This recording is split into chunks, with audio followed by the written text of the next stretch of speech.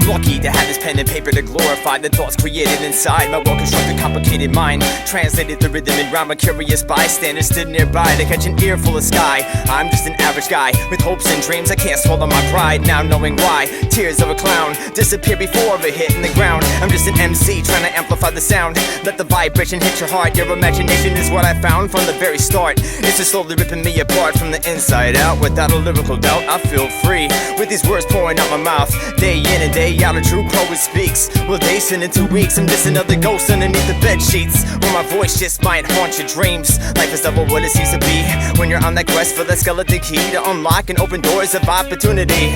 Obviously, I made my choice with this freedom of speech. I'm abusing my voice. Hip-hop is what I teach, it's decrease the noise. The alphabet's about to get destroyed by my man-made earthquakes. Physically shifting tectonic plates with a head full of clarity. I'm destined to win this race to survive. The way I fit the wordplay, I feel so goddamn alive. While I pull the string to my emotional kites, not realizing frustration grows best underneath artificial light. Despite knowing that my words could turn into one big verbal fist fight. For those that are trying to do good in this world, come off as impolite. It's all the same, like the government pissing on us without the courtesy of calling it rain. Watching this public domain suddenly diminish, it's money down the drain. I'm gonna do and finish. Having that my thoughts can replenish the poetic words of broken English. My fire can never be extinguished with human anguish. Dreams are stepping my way, knowing that my rhymes can rip them up and paper mache.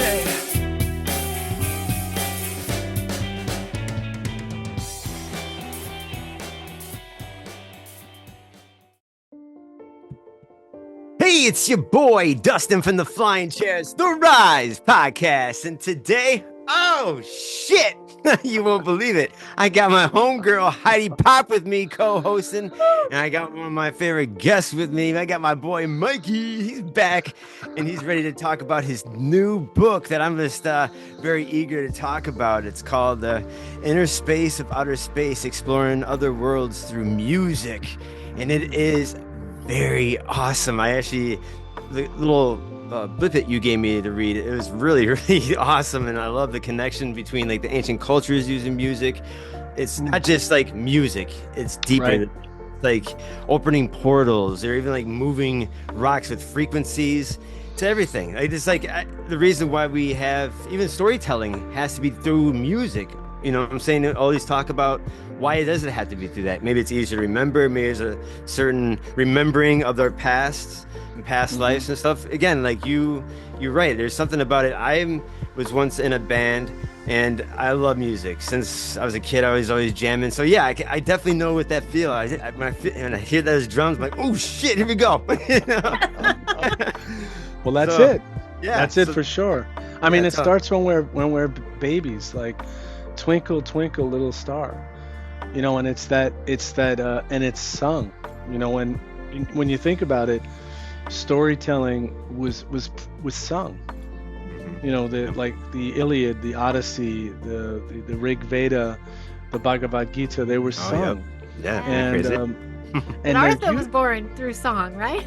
yeah, exactly. And it kind of, I mean, in the Bible it says there was the word, but the word was sung, probably.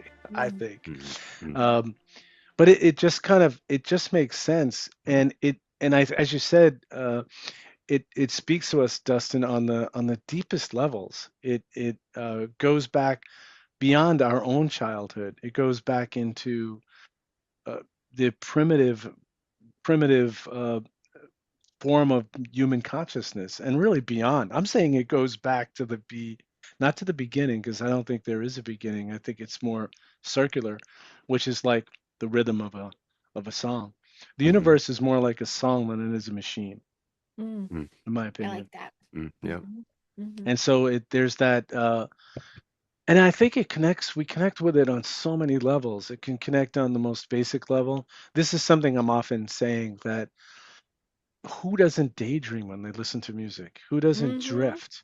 Yep. And it deliteralizes your kind of ego-bound reality. And now then it's up to you how far you want to go. You can just kind of, daydream about an old girlfriend, or I do that a lot. yeah. Well, let's hear about it. Let's hear about it. Shit. I like dreaming, because dreaming I did Trouble. Dream a Little Dream, that movie. Remember that? That's a good Yes. yeah. concept. Corey Yeah. Haim. Yeah. Yeah, Yeah. and in the book I really talk about, and Heidi, I'd love to, hear what you have to say as well. Dustin and I have chatted about this before, but dream is I regard dream as very as equal to what we call, everyday reality, lived reality. I Hmm. regard dream as being it's just another it's just another kind of reality. I mean, Hmm. think about it. We go to sleep. Some of us sleep, what, 8 hours or so a night. I sleep kind of scattered. I sleep for 5 hours, get up, have a drink of juice, go back to sleep. But we spend a lot of time dreaming, and it's like you're kind of dumped into this cauldron of myth and this incredible world where the laws of physics don't apply. You know, uh, Ceilings kind of buckle and transform into things, and people appear and disappear, right? And the scene changes from moment to moment. And I regard that all, that's a part of what I'm writing about in this book too, that music can take us into those places. As Dustin said, it's a portal into myth, into transformation. And that's as deep and as powerful as a nuclear reactor, or it could just be a firecracker. And it's up to how you want to. And even if you think it's just a firecracker, it's probably a nuclear reactor, and you're just not really taking into full account, I think. Mm. That's so cool. I know I have some woo-woo mom friends, and they, we've discussed how in utero it starts, Yeah. the rhythm of the heartbeat and the Boom, boom. songs we sing, and Oh, that can be sure. recalled for children later in life. Well, And that's true because your mothers this, would probably play yeah, music right close to their bellies and other yeah, things. Yeah. Yeah. and just the frequency of the voice. But it's also Hmm. international language, right? Like even if you Right. don't speak the same language, you can hum the same tunes. Right. And you can play your guitar. I show up Yeah. anywhere in the world to play my guitar. And also, this what I write about in the book is, you, you know, the sounds of music kind of come from nature. I just posted a video Mm. today. And not just like birds, but think of, say, like ocean waves and the way that ocean wave can come lapping into the shore. And there's lots of music that has that quality, that kind of, or the way thunder and lightning have a, people talk about, someone who's a stormy personality. There's this thing from nature to it manifests in some myth that becomes a part of our consciousness. Hmm. And then in the myriad other ways, through insects and through birds and through wind. Um, and those things become music. Also, one thing that's very important too is I discovered in my research, I began this as my first book, UFO Symphonic. I began the research talking about music, but I found I had to include sound. Mhm. It's more than just music. I mean, it seems Yeah. obvious because music is sound, Yeah. but sound in the sense of things like frequencies. Um, if you play with frequencies, 432 hertz is what people use for meditation, for yoga. There's the solfeggio frequency, which is 963, I think. That's more kind of like gushing and uplifting. You're not going to go to sleep with the solfeggio frequency. That's more of a you're in a gorge state of making connection with the divine. Yeah. Um, I like what you mentioned too about like with the sound, even with the animals. It brought me back to a podcast we had a long, long time ago. We talked about this. There was a study of chimpanzees. The group of them would do this like ritual of going to a waterfall and mm, just stand by and nearby and kind of sway to hear the sound of the water. And they would throw rocks and sticks to hear the splash and Wow. like stuff like that. Just Interesting. to, yeah, just to kind of get a sense of I don't know, a soothingness to them, Yeah. just to hear kind of like what you said, like I fall asleep to listening to lightning and rain sounds. You know what I'm saying? So like it gets me to a state where I can just pass out. So I don't Yeah. know if it's just kind of like, even within nature, like you just said too earlier. That was just sorry, my Yeah. connection there. No, that's a great connection, and I love it's just you know just improvising and discussing it in any which way. I mean, everything emits a frequency. Everything, Hmm. rocks, inert objects, everything has a frequency. And what we've discovered, I was listening to a lecture by Richard Feynman, who won the Nobel Prize in Physics, and he said, and this is nothing new, that we used to think that the smaller we go in terms of atomic levels and subatomic, we're going to find smaller particles, but that's not what we find.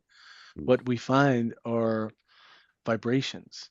What we find are excitations. It reminds me of the song "Good, Good, Good, Good Vibrations, Excitations."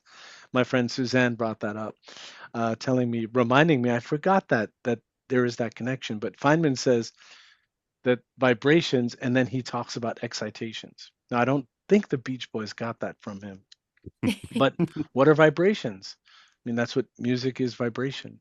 Hmm. It's like the whole universe is humming, and maybe that vibration it does penetrate. It does. I mean, it in fact does. I mean, who doesn't listen to some music that they like and it has an immediate effect on their mood? Oh, yes. You know? Right? You can change a room right away. I know with the Yes. Exactly. classroom with children, you put a certain tone out, they either settle in their seats or they're up ready to Right, do an right. activity, depending on what you play. Right.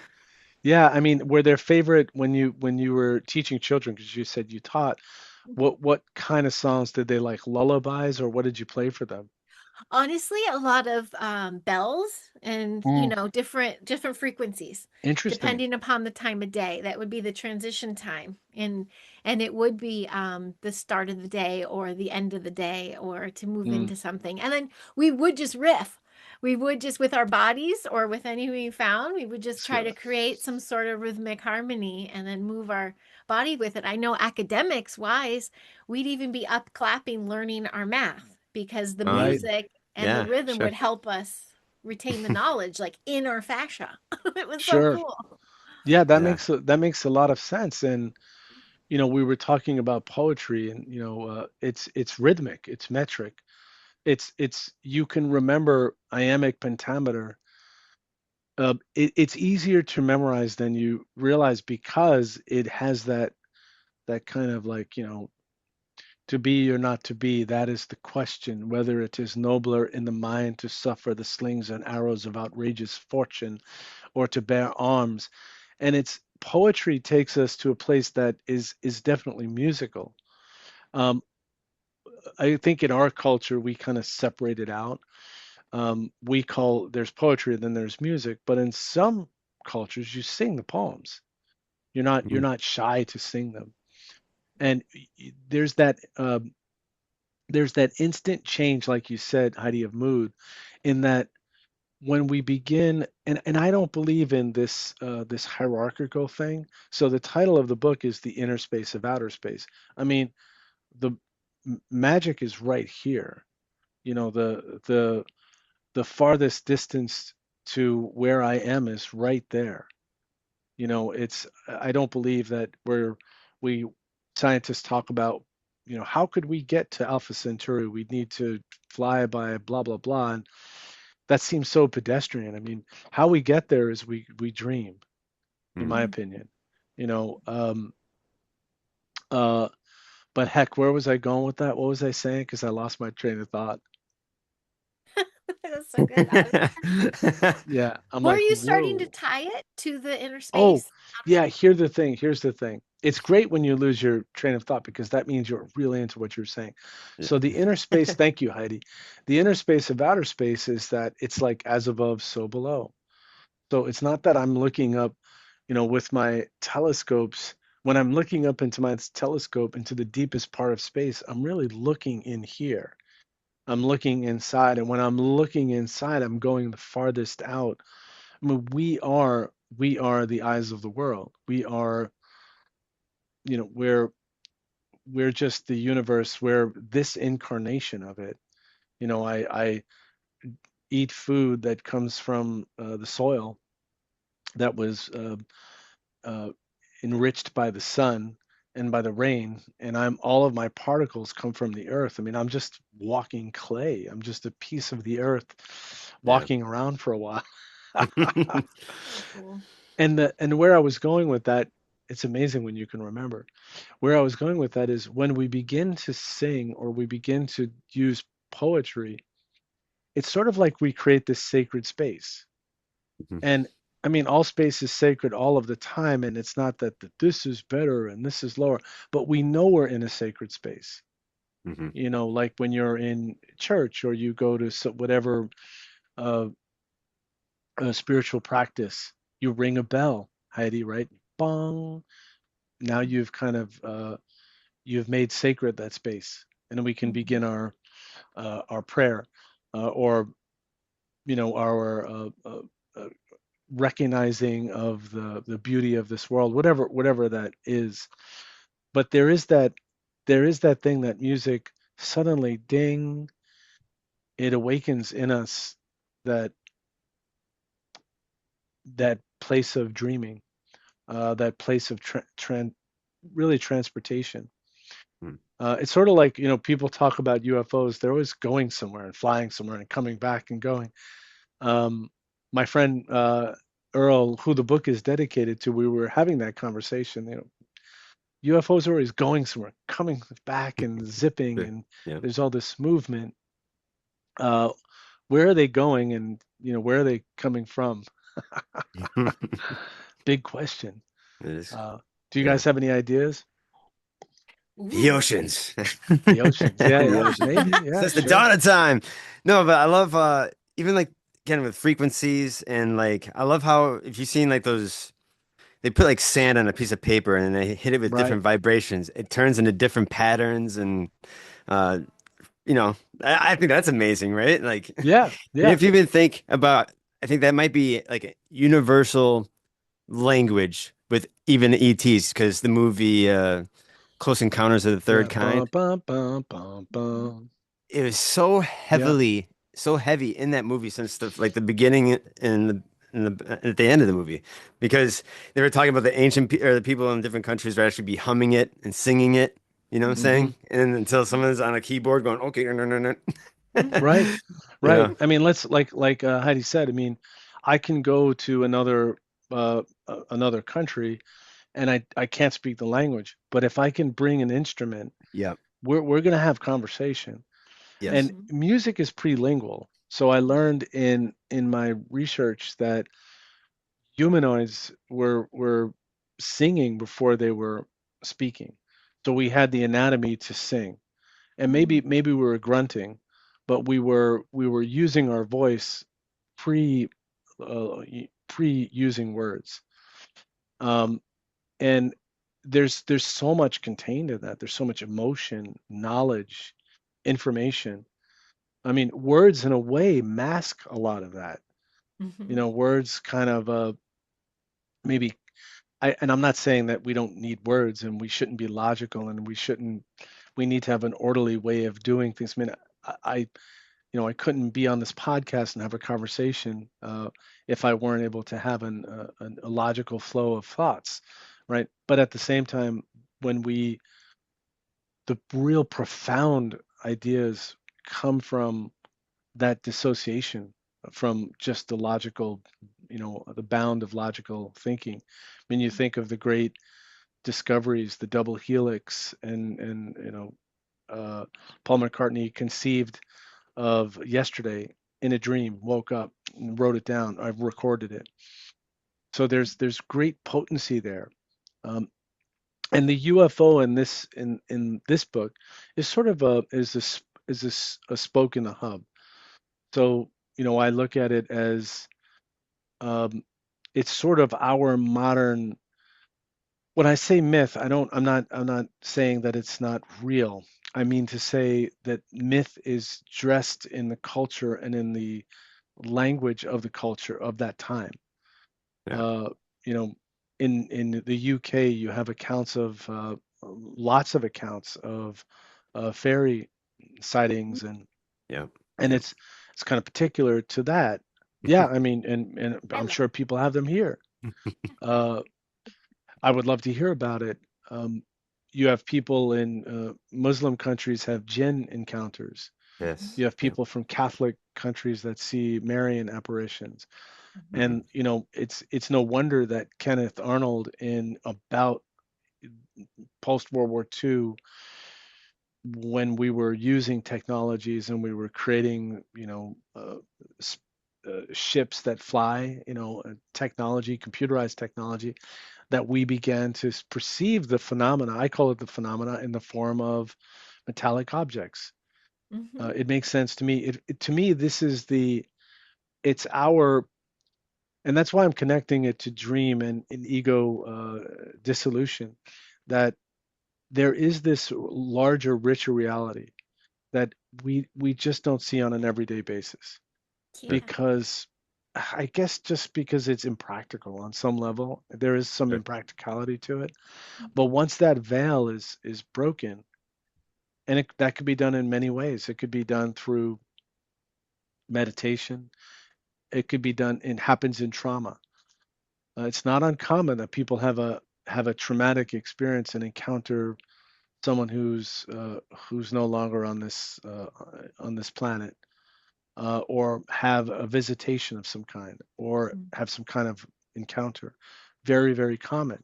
I mean, you read great, scientists, people who've lived their life as materialists, when they have a traumatic experience, maybe they go under operation, they have a near death experience, and then they talk to their father and they have this emotional reconnection.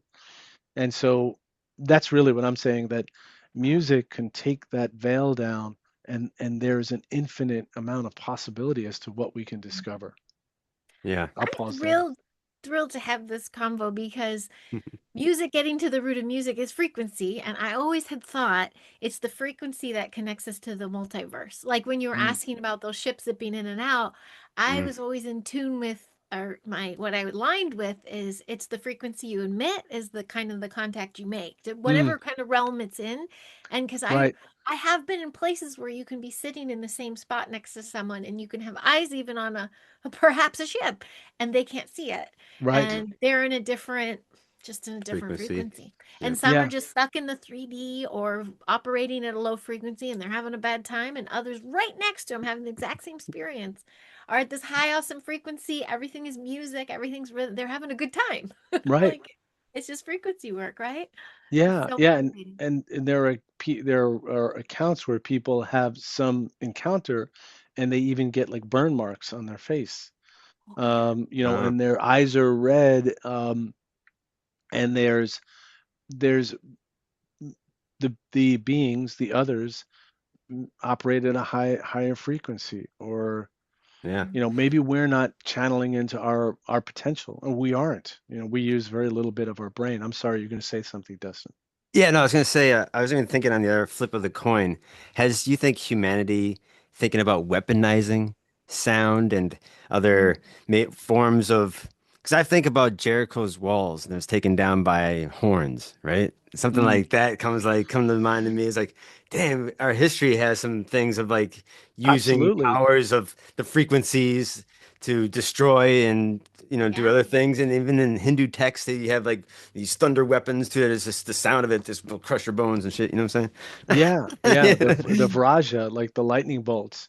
Yeah, Um, I think that even today there is technology that could be used for crowd control.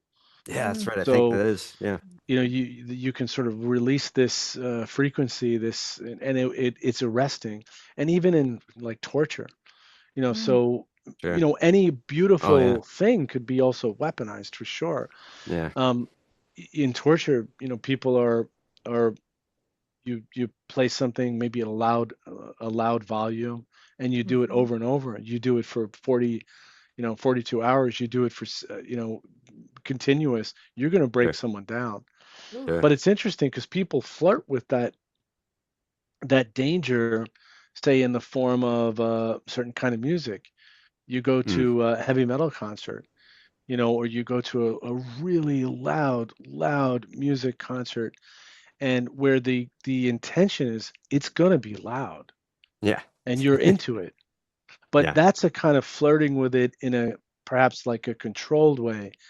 Um, it's like almost pain, right? It's like, Sure. some people like have a high pain threshold. And so yeah, there is that it can be soothing. And then there's just the noise of like chatter. Um, Sure. can I curse? And like, like bullshit. The Yeah. noise that we hear and like kind of the everyday kind of Just bullshit of hang out down in Madison on State Street. People watch. You see a bunch of yeah. crazy. Yeah, and just like in the news and in the you have this cycle of like it's like we're a bunch of dumb monkeys kind of, waving bones at each other and showing our gums and like hissing. Sure.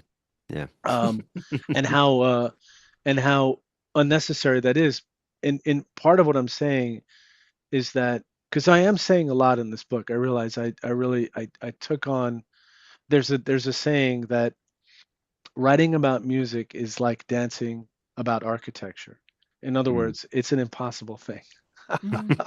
Yeah. Never uh, ending, It is probably. never ending. Yeah. Never ending, and you wind up kind of maybe cliches. You kind of go into cliches, but what I'm saying is the world's wisdom traditions have are very aware of this. The world's spiritual traditions.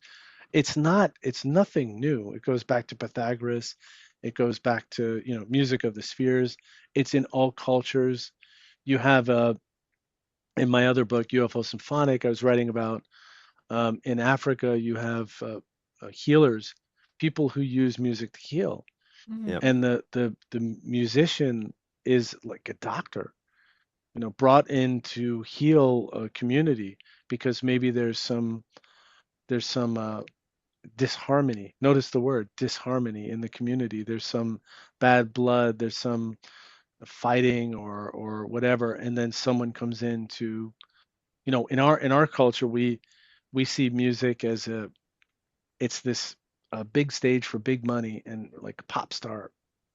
Mhm. Um, but in many cultures, and I would say in the history of Western culture as well, music has been venerated as a sacred, powerful thing that has tremendous transformative capability Mhm. to Yeah. really change you completely. Mhm. And I like what you said. I have a quote. I have to look in the book. I'd have to like flip through the book. But that music, I think it's in the Bible that, you could, like you could knock down a mountain, with you could move a mountain, Yeah. Mhm. you know. Mhm. Mhm. I talk about the myst, uh, Tibetan mystic traditions, mysticism, Tibetan mysticism, and where people go through, they're become devotees. So you're studying under a master, and you're doing things like living in a cave for a year. Imagine being in a cave, and then you start to reconstruct reality from your mind. So you start to reconstruct what we call reality. You would do this if you're a recluse, in a cave and you're not interacting with people. You would create the stories. This is Right. just what natural. But that also says something. That's what we do anyway. We're always creating our stories. We're always wrapped up in our stories about like how that guy sucks, how I'm so much better, um, how my boss is this, or we do this. It's a very natural thing, and that a little bit of separation, that little bit of pause and distance, of dissolving that ego and whatever that through music, through sound, that potential, we realize, well, those are just stories. I shouldn't grip onto them so much. Maybe I should have more compassion and realize, they have their stories, I have my story, Hmm. and it's in a way it's kind of competing stories. There's no reality is what you make of it. I think Heidi, like you said, that energy that you put out is that energy you get back. Mhm. Some people encounter the others and they're demons or they're horrific. Um, maybe we don't all have control of that too Mhm. because of whatever, because we don't understand ourselves. At Mhm. the end of the day, most of who we are is a mystery to us. to ourselves. I mean, Yeah. Mhm. Too many thoughts going on through my head. I'll tell you that. yeah, I'm like, yeah, holy Christ. yeah. Well, I mean, I often think, we, as I present myself here, this is just the tip of the spear. This Mhm. is this isn't the whole thing. I mean, what about who I was 10 years ago, 20 years ago? Mhm. What about who I was as when I was, a fetus, and then before that, and then the rudiment particles that I've transformed as and have become over and over, washing through the cycles of time. Wow. Um, Oh, that's crazy. but what the heck am I saying? Um, I love it. Yeah, me too. Come on, Mikey. I let's do it. Quick question, unless I'm Yeah, interrupting your train of No, thought. no. yeah, And please. you both might know this because I swear I saw some headlines or news stories about a frequency being emitted to space and being replied. Is that Oh, current I yeah. news? Or am I I am I thinking still thinking movies here? I No. think I heard something, Dustin. There was something like with like what they call a dog whistle. And is that what you're referring to? So that you can kind of manifest the phenomena through calling it. Mm, That's what I've heard, and I know some of the folks, the circles that I'm in. I'm a little skeptical of that only because I'd like to hear what you have to say about that, Dustin, too. Well, I was gonna Oh, say like I feel yeah, like Earth is being like the fact that we have radio frequencies and it's just been going out since it's the birth of that. yeah, Can you imagine? I think we're just like a crazy hot beacon. yeah, Again, yeah, where yeah. anything that's coming across will just, do whatever agendas they have here and probably whatever federations they run into before they get to Earth. Like, Right, okay, what you're here to do? You right, know? right, Okay. Mate with a few women. All right, here we go. right, right. Well, But no, I hope anyways. they're hearing the Beatles too. Yeah. John had an experience seeing a Yes, UFO, and yeah, I yeah, actually have an episode on my channel of the interview of him explaining what he saw. But again, it blew his socks off. And it's funny, there's I actually have a book of like it's all these celebrities and like rock stars and stuff of all people who've seen UFOs. yeah. I think is that by Grant Cameron. It's tuned in, something like that. It's Yeah, it's something so about the it's stars. about musicians because Yeah. there's often the case that people. I read his book, and that there's often the case that musicians or creatives seem to have this openness mm, to, Ah. makes yeah, sense. yeah, yeah, exactly. This openness to experience.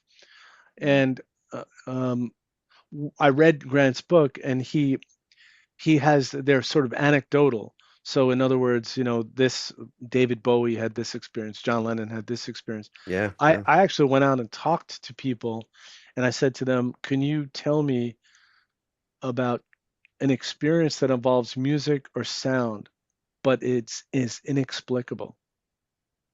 So I had the stories that came back were myriad and wide. I mean, they weren't the Mm, same story. One example is my friend James Iandoli.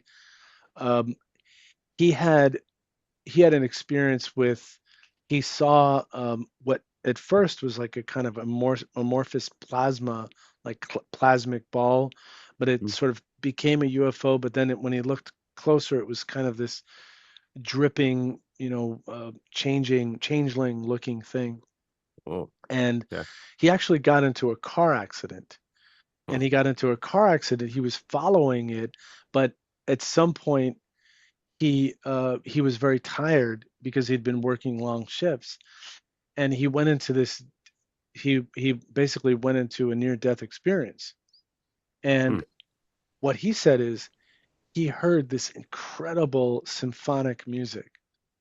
So he was getting this sort of download of wisdom from beings, uh, mm, which is a very common thing of hmm. how we should be better and how we should be kinder and how we should be more open to each other and more compassionate. But there was this music, the most beautiful music, that he'd ever heard. And but that was just one experience. I found it very interesting that people had just different kinds of. One woman said that she would her porch. She was a what is this? An epidemiologist. So that was her. That was what she was prior. And so she was working, I think, for the State Department or for university, and doing like metadata analysis of health statistics and things like this. Uh, and she was she began to get this calling, so she would go onto her porch, and her porch became a spaceship, is what she Mm. said.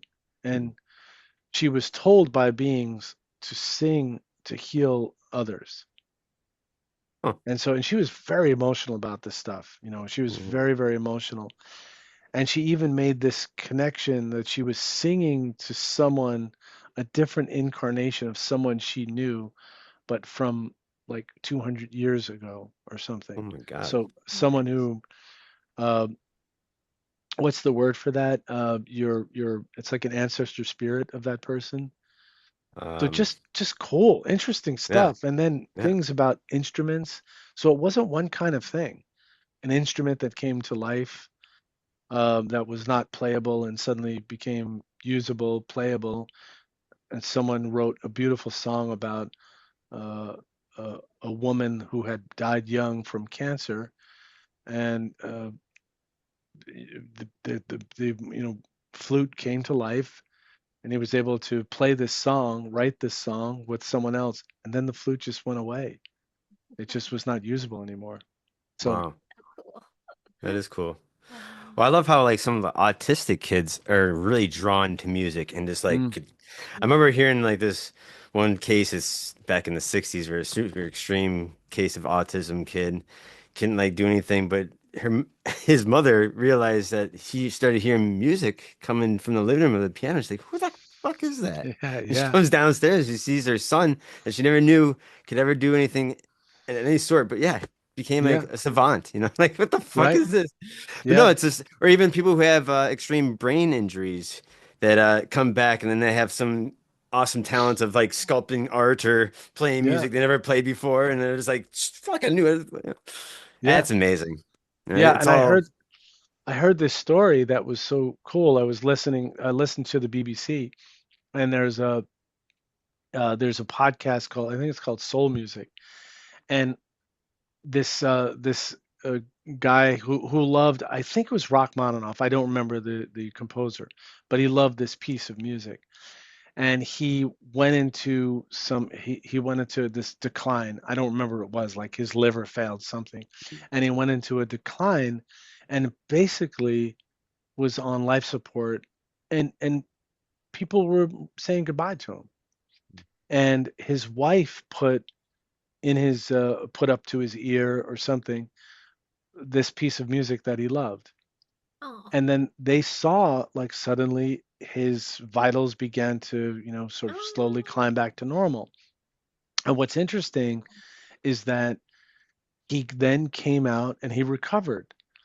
And then days later, he heard that piece. Now I don't know how, if it's, he hadn't yet talked to his wife because he was too recent out of that trauma. You've almost died, so everyone's going to take it easy, right? Let you stabilize. And he hears the song, and he just bawls and just breaks down. He's crying. He goes into this deep emotional state. And then he talks to his wife at some point later, and she says, I played that song for you when mm, you were spiraling into, you know, the beyond.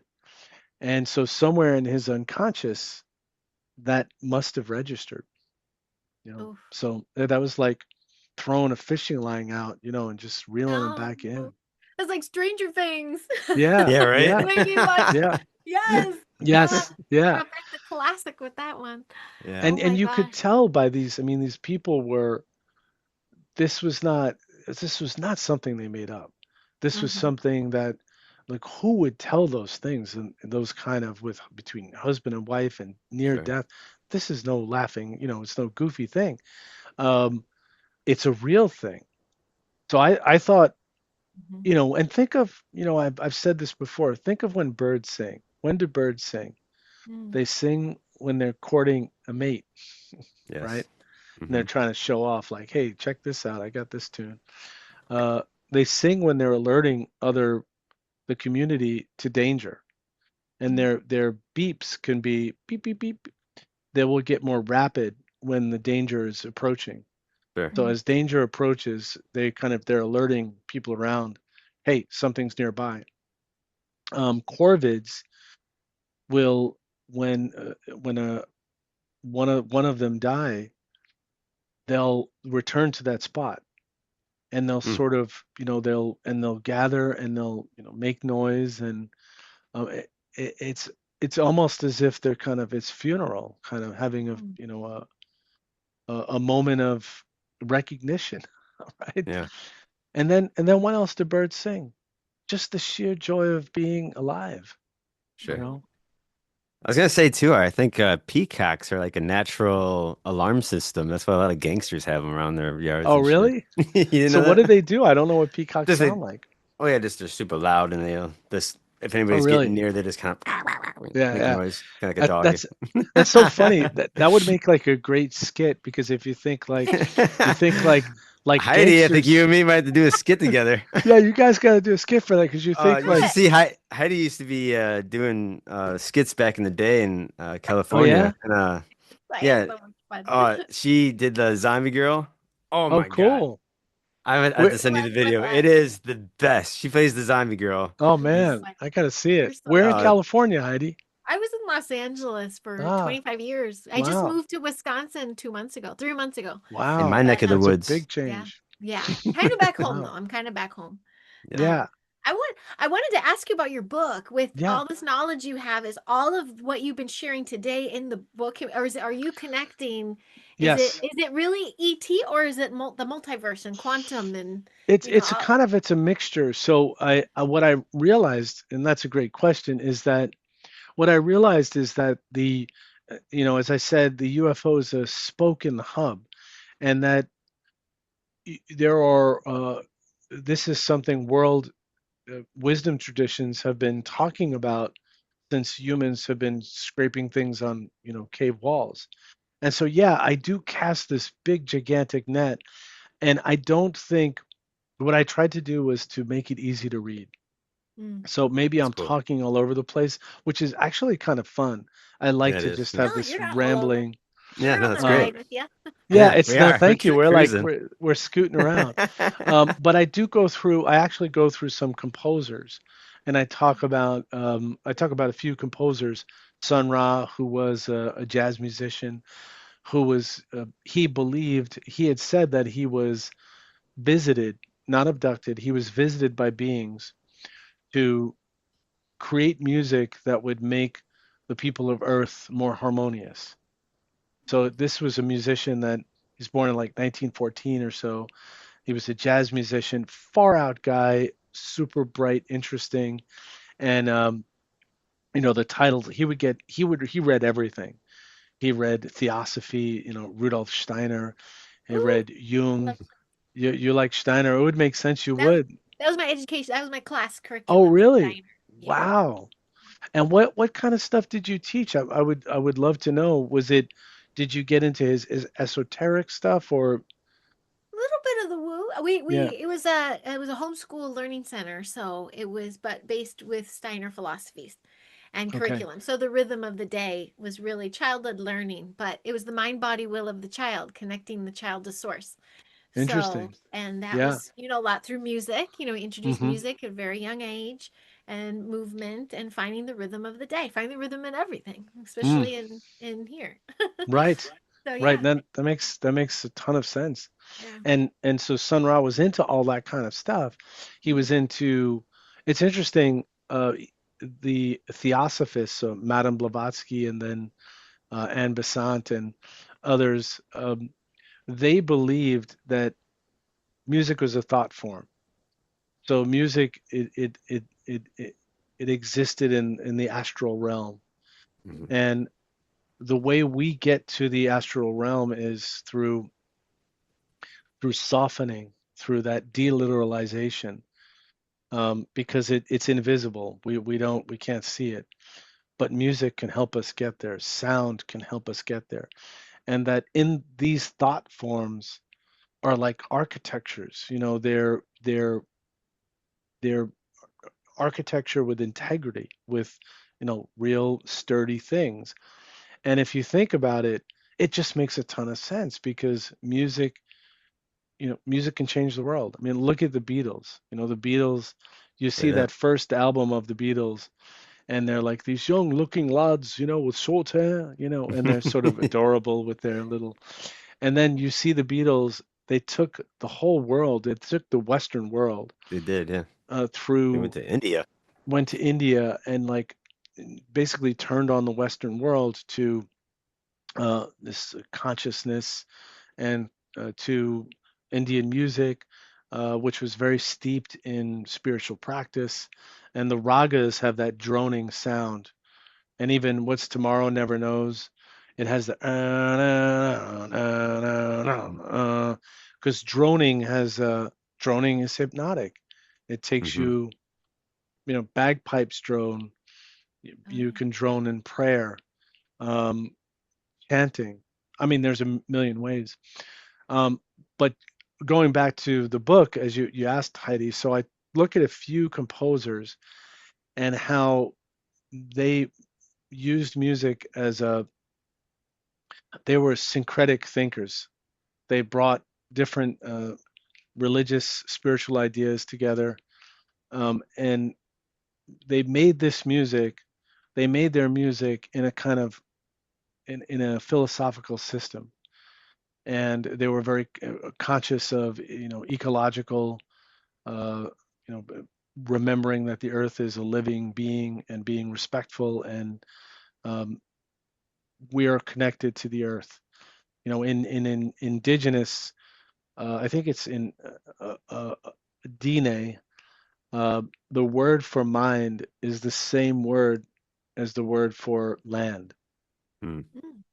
mm, So it's not like as we live in the world today in Western society, we don't treat the land like it's us, even though we are the land.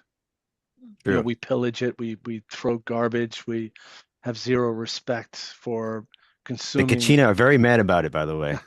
They're very pissed. They're like, fuck that. What the Yeah, fuck are yeah. we doing here?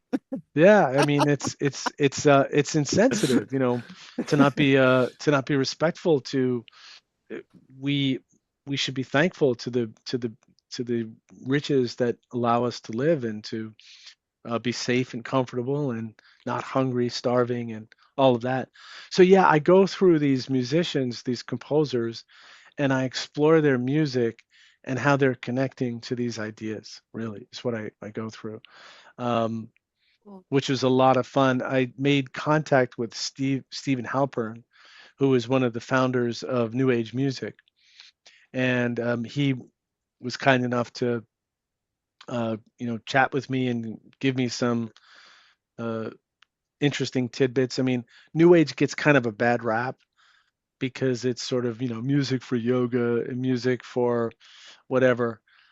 But New Age, first of all, is hugely successful. It's very successful, and a lot of musicians got their start in New Age music, and it sort of uh, spawned music that incorporated synthesizers and incorporated electronics, also incorporated other sounds like the sounds of whales. Yeah. Um, the album I write about it, the Thousand Mile Song. It was a book, and it sort of be it when we recorded, when of course people would hear whales, but they'd hear them in maybe you were on a ship or you were in some remote place, but in general we didn't really hear whales because whales sing underwater. Yeah. But someone captured whale song underwater, which travels for thousands of miles, by the way. Yes. And Wow. it's this doleful, you hear all kinds of sounds like uh, jittery, almost chirping laughter sounds, Yeah. or harping toot toot sounds, or cries, Yeah. or rumbling. No, And they're very powerful. This yeah, guy, scuba diver, was near a sperm whale, and it hit him with such a frequency, it felt like his bones turned into jelly. I could believe that. Yeah, I can yeah, feel how terrifying that would be. Like, oh my God, get away from me. yeah. And whale in Hebrew, in the Bible, the whales are described as monsters. But Yeah, yeah, because of, through that book, whales became the kind of poster child for the ecological movement. Think yeah, of the phrase "save the whales," right? yeah. Well, I mean, I who's love ever how seen a whale? well, I love how Jonah we got swallowed up by the whale. I love Yeah, that was the very first USO experience because again, he lived in there for 3 days, and he said yeah. the ribs of the whale were gold. So I'm Mm. like, ah, did he spit you out? He ate Yeah, him up and spit him out. you were in a metal ship, bro. But Yeah, again, I just like the vocabulary they had back then. I got swallowed up by a giant whale. but I think it's an interesting thing because it's as if uh, the myth, like I said at the top of the hour there, that the myth and the way we perceive the phenomena changes according to the what's available to us at the time. So at one time it was a chariot, Dustin. It was a Yep, flying chariot. yep, it was. And Ezekiel describes flying Mm-hmm. chariots, Yep. which is lovely name, by the way. I love flying chariots. It's Thank you. cool. And But but maybe it was other things. Now we have things like the Tic Tac. hmm Um, hmm and there's more talk now of orbs. But if you read Irish mythology, and you see a beam of light, and then suddenly then a being appears. But first Right. there's a beam of light, or this glowing illumination. Um, that seems to be a thing. But orbs, it seems we're hearing a lot about orbs in the last couple of years. Yes. But TikToks too? Why TikTok? You know? I don't know. No, and like I like how there's in the connection with the orbs and Bigfoot. I don't know if you knew much about that, where a lot of Bigfoot sightings have orb sightings too, or UFO sightings. It makes you wonder if they just throw these creatures into our, facility where we just see what kind of reactions we get, and then, Yeah, or these interdimensional beings where these orbs are the ones that help it get through whatever interdimensional portals or vortexes. We have here in Wisconsin is at Burlington. They call it the Burlington Vortex. And there's a mm, woman that takes people out there, out in the woods, where there's this weird. I don't know if the energy there, I don't know if the freak, I don't know what it is, but she says she gives everybody different cameras, or she could pull out your own cameras, digital ones to Polaroids. She's like, just start taking pictures of the area. And when they get developed or they show them right away, it's all like swirly, and there's like, it looks like it's all like, it's crazy. Like everything just looks yeah. all whack and weird, and like orbs coming flying every which way. And there's like three of you and really crazy stuff. So I don't know if it's Friend, like, Yeah. certain areas are just have that Resonant. resonant, right? Thank you. Heidi, you were gonna say something? I was just telling him field trip. We gotta Yeah, go. Yeah, we yeah, gotta do yeah, field yeah, trip. yeah. I Yeah. know. There's so many hotspots, Heidi. It's crazy. Well, also it seems that anomalous things kind of cluster.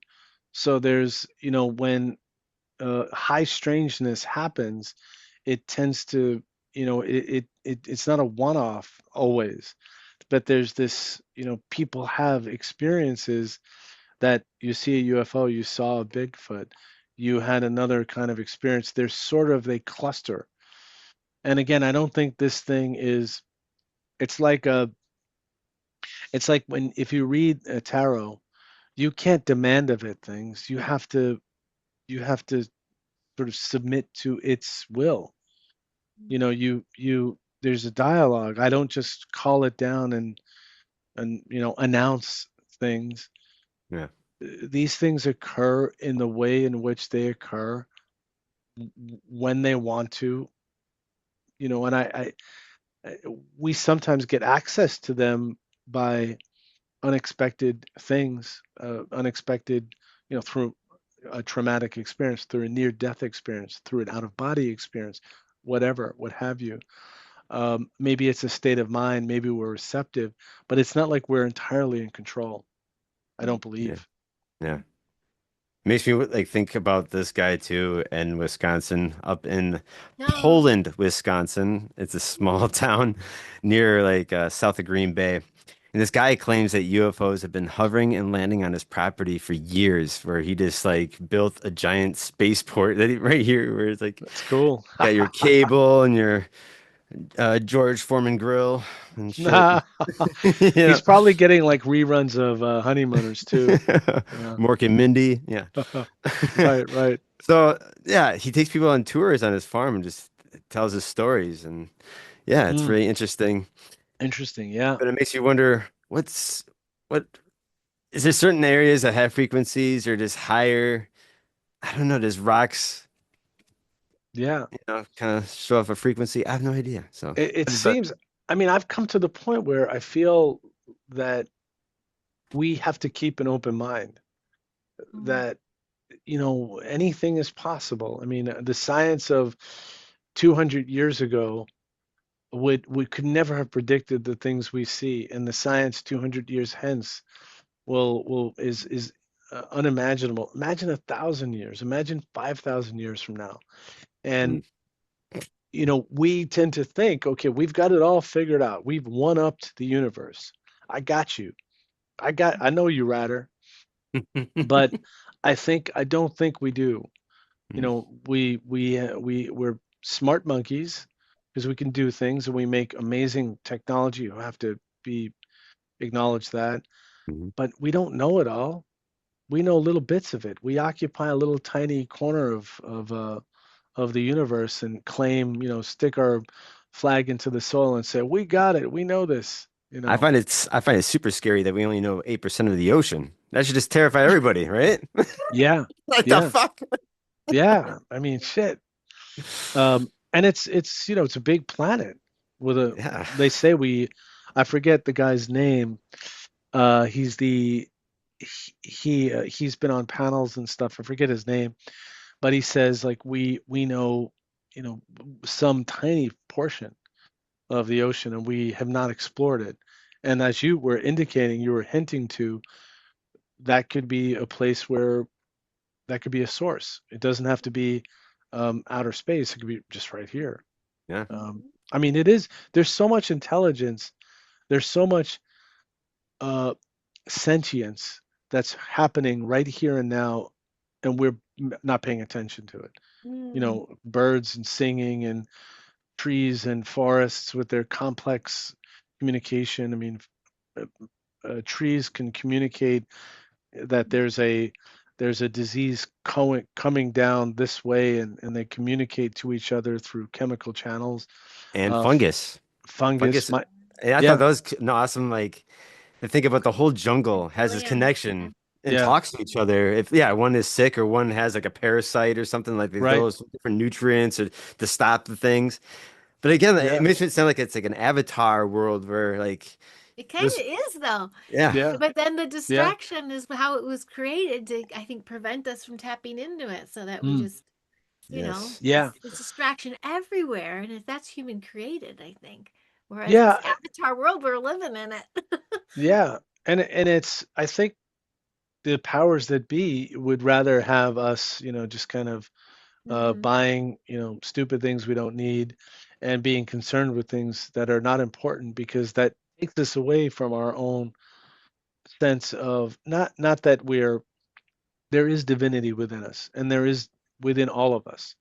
And if we all communicated that to each other, and we held that sense of that we are each sacred, that would have a power that would, if I could transform space time, which shamans have claimed to do, to be able to transform space time, to disappear, to be in two places at once, to travel, uh, to another galaxy in the blink of an eye, then man, then militaries of the world are like, well, this guy's a problem. we got a problem. Houston, we got a problem. Exactly. Yeah. So Wow. the thing is go out there, listen to music, and find find a transcendence and love each Mm, other, because that's Yeah, the most important thing we could do.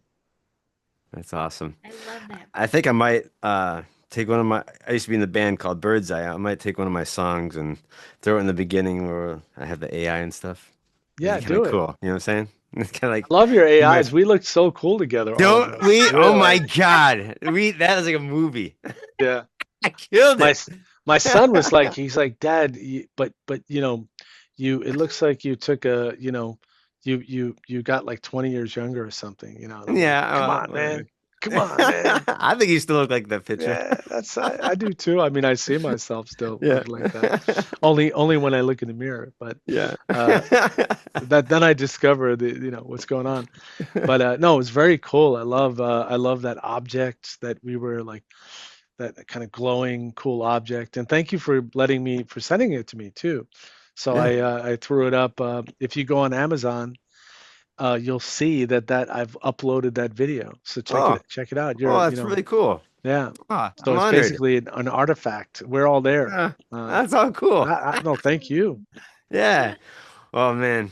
No, I'm so glad because yeah, I'm so glad Heidi got to like be with us tonight because she's a great Yeah. Thank wingman. So That was thank Yeah. you I again. loved that conversation. Yeah, that was I great. And thought you would. we'll do it again. Yeah, I'd We'll love do it to. again, Heidi. Yeah, yeah. Perfect. I would love to. That's Well, one of those you walk away just full of light. You're like, yes. Yeah. Well, hey, Mikey, can you tell my audience where they can find you and your books? Yeah. And yeah, Well, first of all, let me just say thank you to both of you for taking the time. I do appreciate it, and I'm honored. And it's really, thank you so much. yeah. If you go the book Innerspace of Outer Space, it can be gotten wherever books are sold. It's put out by Loyola University Press. Oh, cool. If you go to my website, MikeFiorito.com, that's Mike Fiorito.com, you can send me a question from there. You can get a look at I have a few books out, and all of the stuff is there, and I would love to hear from you. That'd be cool. I might have to score one of your books because Yes. it's so awesome. The fact that like I had you on twice, and I think you've been on with my other colleague Daniel too. So you've been on Yes, the show yes, three yes. times. Yeah, in Germany. I was kind of Cool, cool dude. Isn't he cool, dude? Hmm. Yeah. Yeah, very cool. And I loved hearing it in German. Yeah, isn't that cool? You know, He does that with me too, with some of my episodes. But yeah, hey, Mikey, can you stay with us for 2 more minutes? yes, yes, I can.